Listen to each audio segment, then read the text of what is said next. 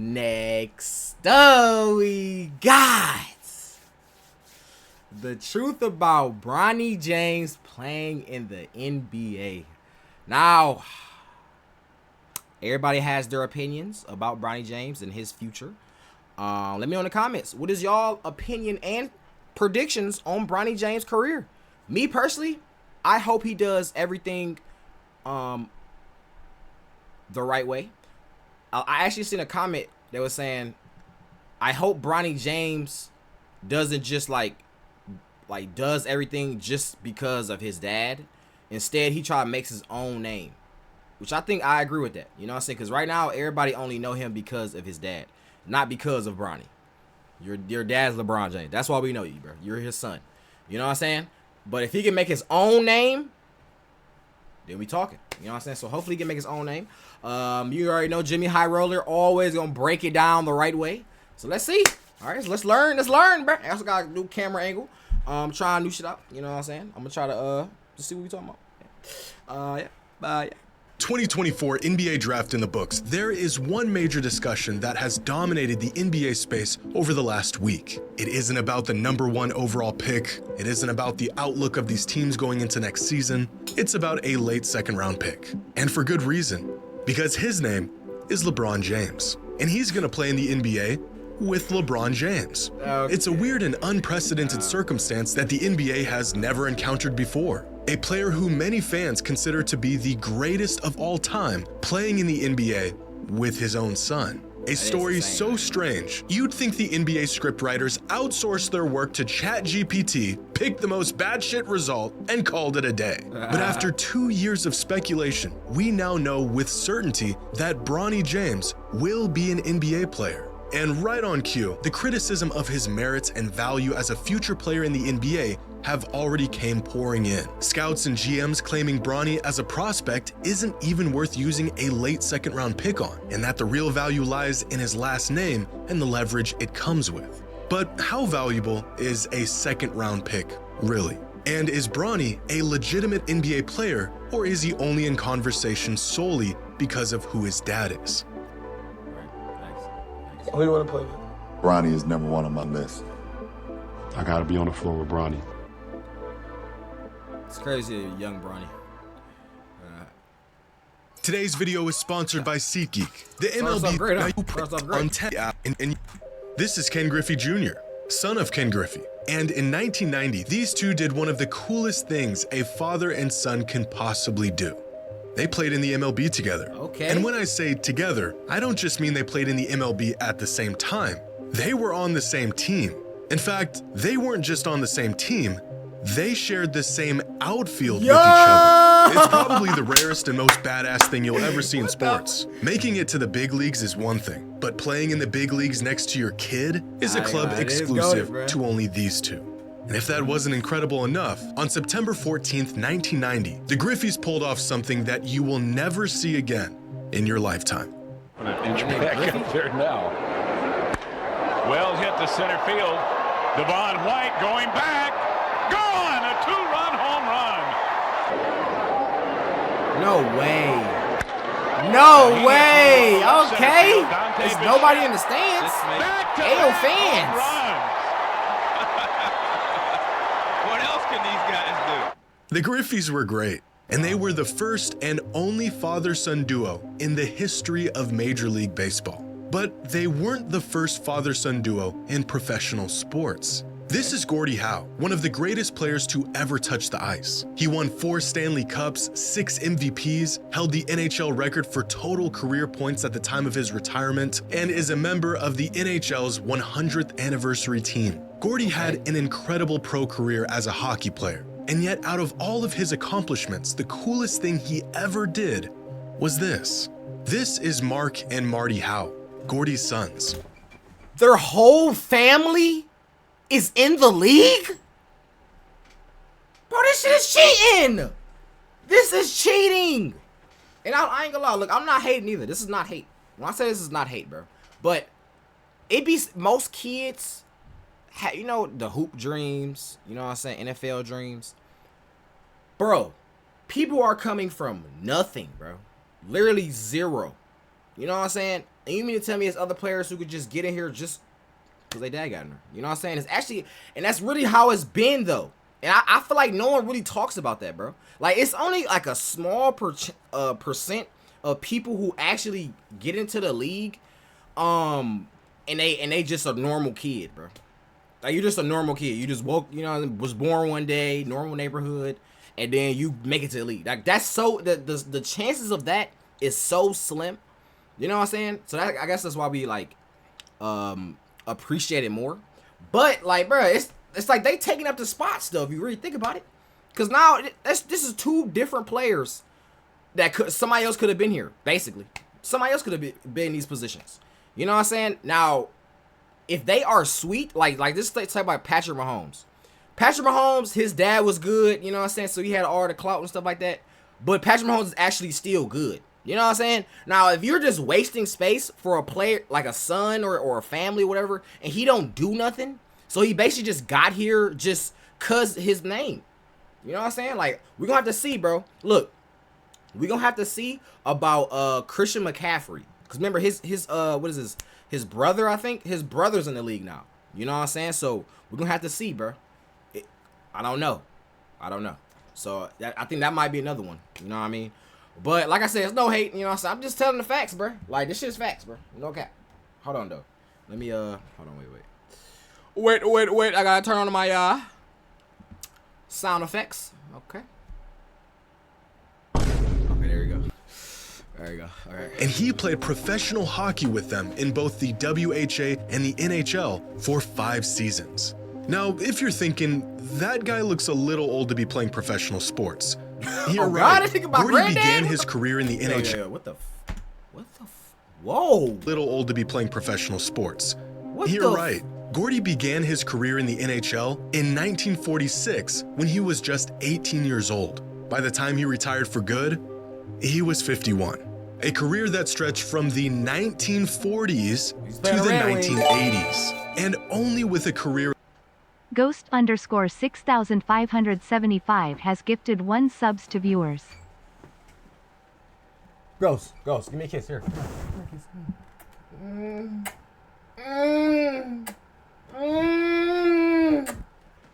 Ghost! Ghost. You know what I'm saying? Ghost. Hey, look. Ghost. Hey, look, Ghost. Hey, look, Ghost. You know what I'm saying? If y'all look on YouTube, y'all probably haven't even know. This is like his 10th sub. It's like his 10th sub right now. You know what I'm saying? He's on a streak. Bro's on a streak. You know what I'm saying? Ghost, I love you. Okay? I love you. And I appreciate it, bro. Hold on, we gotta clap. Wait, you gotta clap. There you go. Yeah, W sophomore. You know what I'm saying? W sophomore. Yeah. like this, can a player even have a shot at playing in the league together with their son? Why exactly am I talking about home runs and Gordie Howe? Well, because they're awesome, but also because of these two and what they're about to accomplish in their own I ain't gonna lie, people talking about Bronny, he really might play with this younger son too, bro. Whole time. I feel like he can do that, bro. He can do that. Sport. LeBron and Bronny James, who are on track to being the first father and son duo to play together in the NBA. An idea that seemed far-fetched when LeBron first mentioned it years ago, but has now become a reality.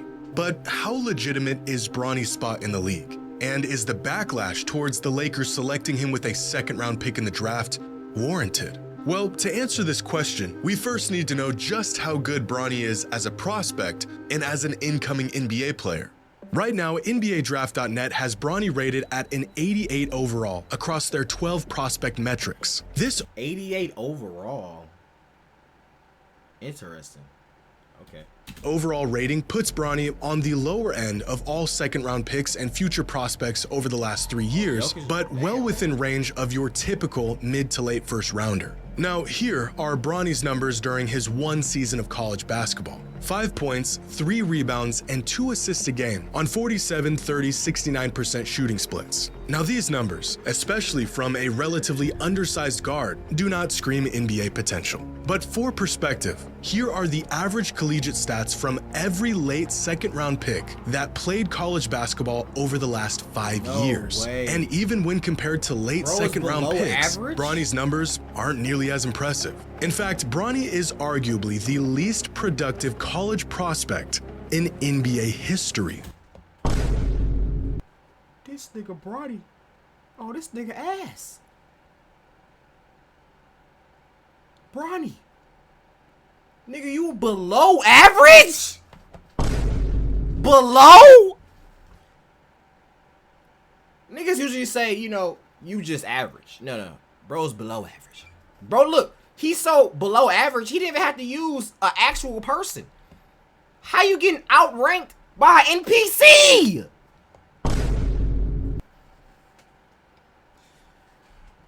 Here is a list of every player in the entire history Oh yeah, of he did have the heart issues. Yep, he did have heart issues. That is facts. That is facts. You know what I'm saying? So we do gotta remember that. I feel like, honestly, bro, this is how I truly feel. I feel like he really should have had a couple, maybe another. He should have had at least one more year playing at USC and then transfer up. I think that would have been perfect. But I think this is how I know that LeBron James is just trying to hurry up and like do it, be like the first person. You know what I'm saying? So he could just like make his documentary better. Cause he called him up too early, bro. LeBron James, no. If LeBron James already retired and he was like really just putting all his all the knowledge he learned, you know what I'm saying? Cause it is LeBron James. So all the knowledge and notes he learned throughout the years, he would be retired and he would just put everything into his son. He would be the best coach for his son. You know what I'm saying? But he, like, if you look at these numbers, you know that he's not ready for the NBA, bro. You know what I'm saying? LeBron know that. But he's just trying to hurry up and do it, bro. That's just what it is. You know what I'm saying? So, hey, bro. NBA to be selected in the first 2 rounds of the draft. Okay, Kobe. Okay, hold on. Wait. Hold on. Wait. Now we gotta look at that. Okay. So let's see Kobe Bryant in high school. How good was they? Or was they dropping 4 points a game? Like I don't even know how to even like explain that, because it's like, you know what I'm saying? Like,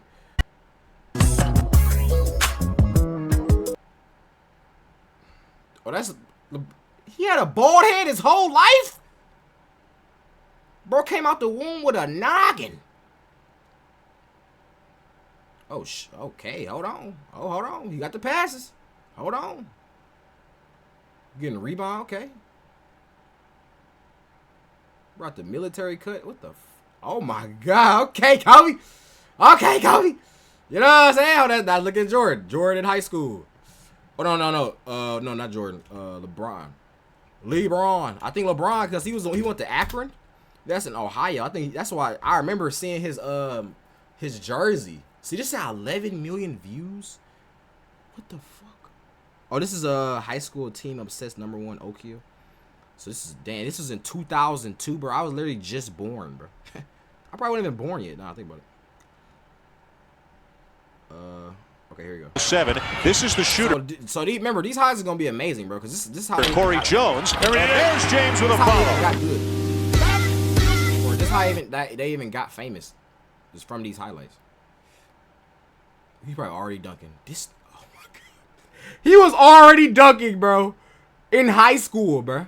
This shit is low-key cheating, bro. His head above the rim. Bro, head is above the rim? What the f...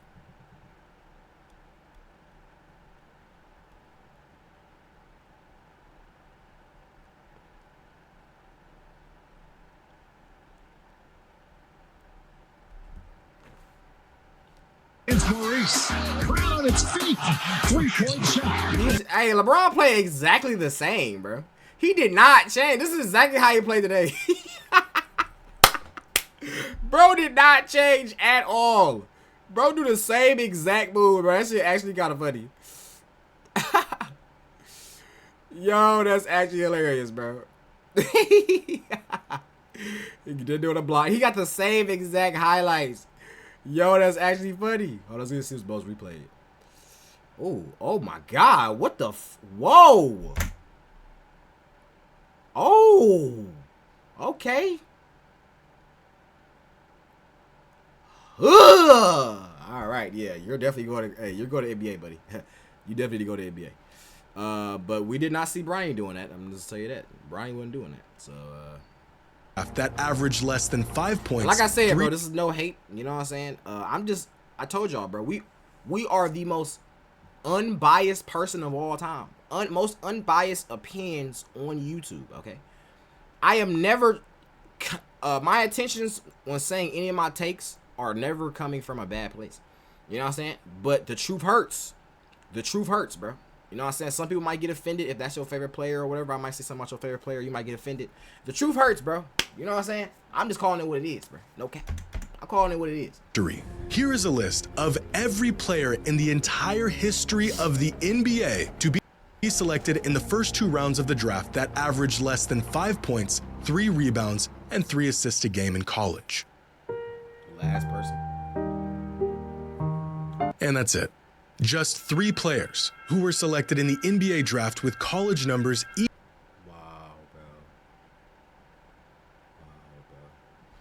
equal to or less than Bronny's college numbers. Pair that with the fact that these prospects had at least the benefit of having NBA frames and physical tools to be potentially built off of, and the case for Bronny warranting a pick in the NBA draft becomes more and more difficult to make. But to really demonstrate exactly where Bronny falls amongst other second-round picks, here is a chart of every college basketball player selected in the second round of the draft over the last 10 years, with box plus minus on the x-axis and minutes per game on the y-axis. 298 selections spanning 10 drafts. More than half of these players not even in the NBA today. Where's Bronny? He's right here.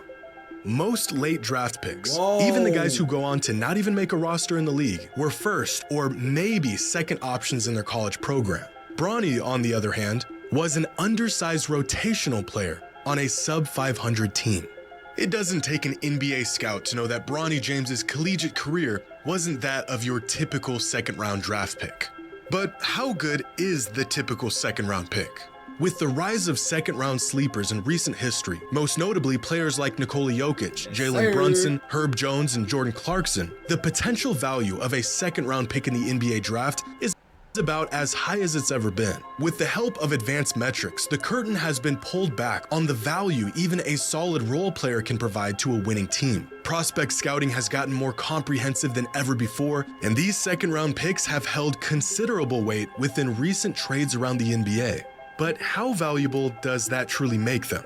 Gathered from 10 years worth of draft classes from 2013 to 2022, data shows that on average, out of the 30 players drafted in the second round, about 6 of them won't even suit up in the NBA. That's about 1 in every 5 players selected in the second round that will never see a minute of action in the league. Out of the 24 players who do make a roster in their rookie season, about 17 of them end up playing a second season in the NBA. Of those 17 players that are good enough to stick around for more than a few seasons, only about 8 of them will go on to be a role player or rotational level player. Go one step further, and on average, only 4 of these second round picks will become a starting caliber player in their career. That's about 1 in every 8 players selected in the second round. And finally, of the 298 players selected in the second round of the draft, from 2013 to 2022, only 2 of them became all-stars: Nikola Jokic and Jalen Brunson. If we think about the last 10 years of second-round picks on a scale of box plus minus, with Nikola Jokic being on one end and the players who don't even make a roster on the other, then most players aren't in the middle.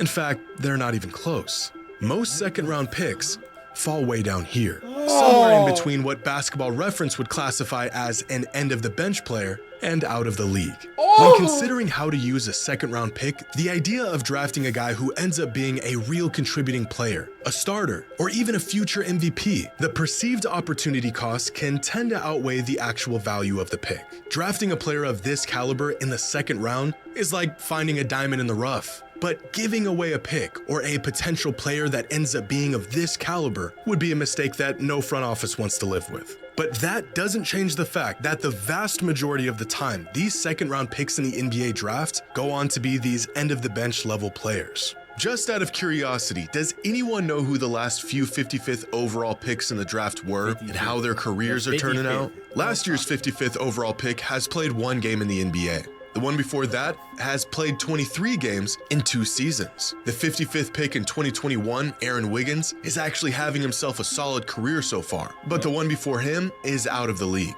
The one before that one is also out of the league. He's also out of the league, out of the league, out of the league. Wait, what was his name, bro? Hold on, bro. I swear to God, if I go back and I see some career so far, but the one before him is out of the league. The one before that one is also out of the league. He's also out of the league, out of the league. Okay. Nigel. Okay. All right. All right. League, out of the league, was never in the league, out of the league, and out of the league. As a late second rounder, if Bronny can contribute on any level in the NBA, he has already exceeded his draft value. And that's really the proposition in all of this. It would be incredible if Bronny developed into a Davion Mitchell or Aaron Holiday caliber player. But the reality is if Bronny can provide any net positive value to his team, then selecting him in the draft will have been a great pick. There has never been a player projected to go this late in the draft with any expectations on what they should or will do in the league. These late draft picks have historically been reserved for players who might have been overlooked, players who maybe underperformed their potential at the collegiate level, players who organizations are willing to roll the dice on because they just said it, underperformed their potential at the collegiate level. Historically been reserved for players who might have been overlooked, So that's the players same who maybe exact underperformed their potential at underperformed their potential. So that's literally what he did. But also too, they talking about people who had what, 4 years, and then some people be in the league even, I mean, in college even longer, because they know like they draft class might be so big, it might be so many good players that they have to stay in college longer so they could get a better draft class, so they can, you know, have a real chance of getting drafted. So some people be in college for like 6 years, 7 years, and then go to the league. You know what I'm saying? So Bronny only had one. Bronny only had his freshman year, bro. I really feel like if only LeBron didn't want him to join the Lakers so bad, if only he didn't do that, he could have. I feel like Bronny could have actually showed this stuff, bro. And he had the hard stuff.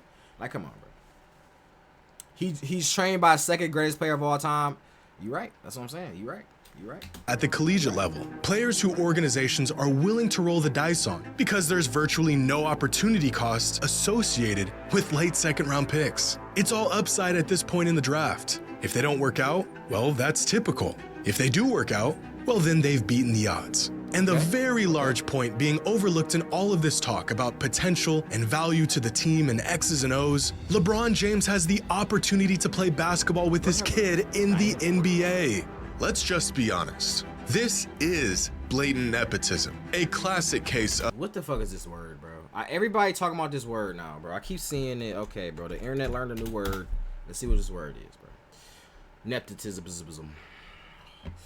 Act of granting an advantage, privilege, or position to relatives or friends in an occupation. Yep, yeah, this definitely is for sure. So I literally been explaining this word the whole time. When I was talking about the NHL player with 2 sons, this is exactly what I was talking about. Okay, yeah, that makes sense. This makes sense for sure. For sure. Of it's who you know, not what you know. It's who you know, not what you know. Okay. A classic case of it's who you know, not what you know. That's correct. But nepotism has ran rampant in the NBA for decades, and no one cared. Countless players, coaches, executives, owners who got their shot with far less merit than Bronny has. But now here we are sitting around talking about the integrity of a man who's played 21 seasons in the league and his son because they made the most of an otherwise paltry 55th pick in the draft, and the nepotism leaned in their favor this time around. We can criticize this decision all we want, preach about how this move was a breach of ethics, a slap in the face of the game we love. But then we would all be hypocrites, because there isn't a man on earth who would pass up on the chance to play in the NBA with his son, even if it meant pulling a few strings to make it happen. As much as Bronny benefits from sharing the same last name as arguably the best basketball player of all time, that tag has also came with equal scrutiny. We have never seen a late second-round pick get discussed and limelighted like we've seen with Bronny. But we've also never seen a late second-round flyer get completely dissected and criticized like this. LeBron and Bronny have a chance to do something that has never been done in the history of the NBA. And that is worth more than any late second-round pick will ever be. W video, bro. See, that's what I'm saying. Every time he drop, bro. All right, bro. Yeah, I definitely agree with what he says. Let me know in the comments how y'all agree or how y'all feel. All right, I love y'all.